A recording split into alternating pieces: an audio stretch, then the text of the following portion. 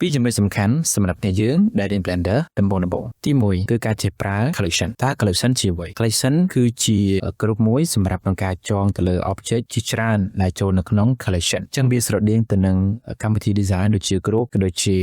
pre-compose ឬក៏កម្មវិធីផ្សេងៗដែលធ្វើការចងជា group អញ្ចឹងនៅក្នុង Blender គេហៅថា collection អញ្ចឹង collection នៅកន្លែងណាទៅយើងអាចមើលកន្លែងនេះមកអញ្ចឹង block កន្លែងនេះគេហៅថា outline អញ្ចឹងយើងបង្កើត collection ដោយរបៀបណាអញ្ចឹងយើងគ្រាន់តែ right click ហើយយើងឃើញគេថា new collection ឬ shortcut គេយើងចុចអក្សរ M មកក៏អាចបង្កើតបានទៅជា collection ដែរជីមកអញ្ចឹងនេះហើយគឺជា collection អញ្ចឹងខ្ញុំsẽបង្កើតឥឡូវខ្ញុំបង្កើត look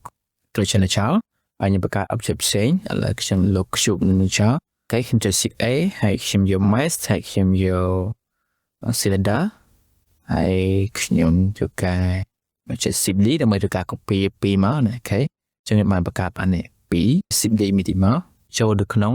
collection ដែលស្មើជាមួយនឹង group អញ្ចឹងដែរចឹងយើងគាត់ចុចមកចុច shift ឬការ select ហើយយើងចុច M ជា shortcut របស់ collection ហើយចុចបោះមកហើយយើងធ្វើការដាក់ឈ្មោះមកថា sphere ចុះអូខេតោះមកចុចពីថា create អញ្ចឹងវាមាន sphere ជាច្រើននៅក្នុង collection យើងចុចដាក់នេះអញ្ចឹងអ្វីទៅដែលយើងអាចសម្គាល់បានថានៅក្នុង collection នេះវាមានធាតុផ្សេងៗចូលក្នុងយើងអាចមើលកន្លែងលេខដែរនេះបាន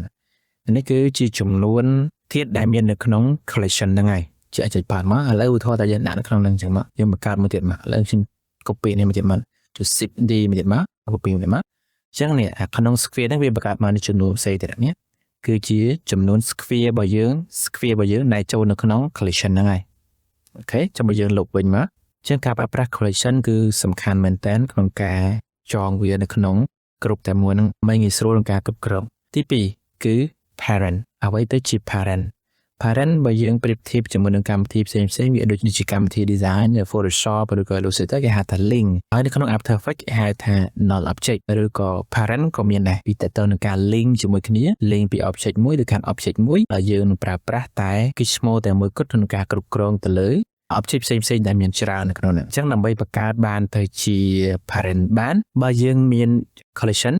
យើងអាចធ្វើការ move object នេះទៅជាមួយគ្នាបានទេតើតែ collection នេះធាតុតែនៅក្នុង collection នេះវាទៅជា parent សិនណាឥឡូវខ្ញុំចុច move to នេះខ្ញុំចុច move ទៅនេះគឺវាអាចធ្វើការ move ទៅទាំងអស់បានទេណាគឺអាច move ទៅទាំងអស់បានទេអញ្ចឹងហើយបានយើងត្រូវការប្រើប្រាស់ parent ហ្នឹងហើយអញ្ចឹងឧទាហរណ៍ខ្ញុំចង់ប្រើប្រាស់ខ្ញុំបើក collection នេះមួយមកអញ្ចឹងនេះ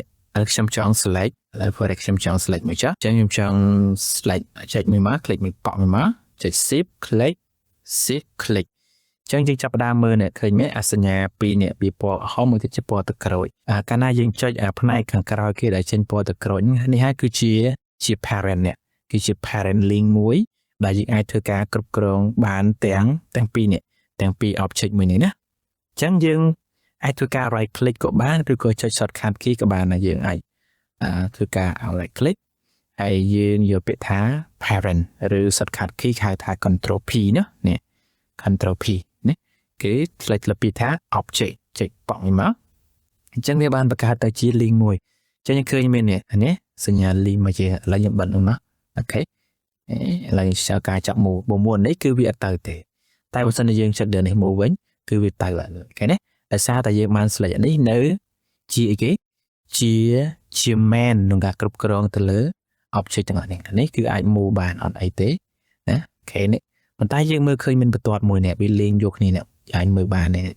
ពណ៌នឹងខ្មៅហ្នឹងគឺវា link ចូលគ្នាហើយអញ្ចឹងយើងអាចមួនេះទៅបានប៉ុន្តែមួយនេះបើសិនជាមួទៅគឺវាទៅទាំងអស់មូលហេតុអីបានជាយើងចាំបាច់ត្រូវបង្កើតជា collection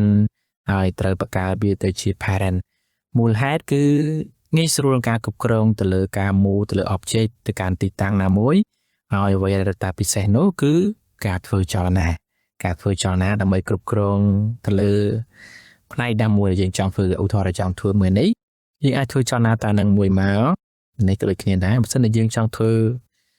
រួមទាំងអស់គឺយើងប្រើតានេះមួយទេគឺវាទៅទាំងអស់ហើយ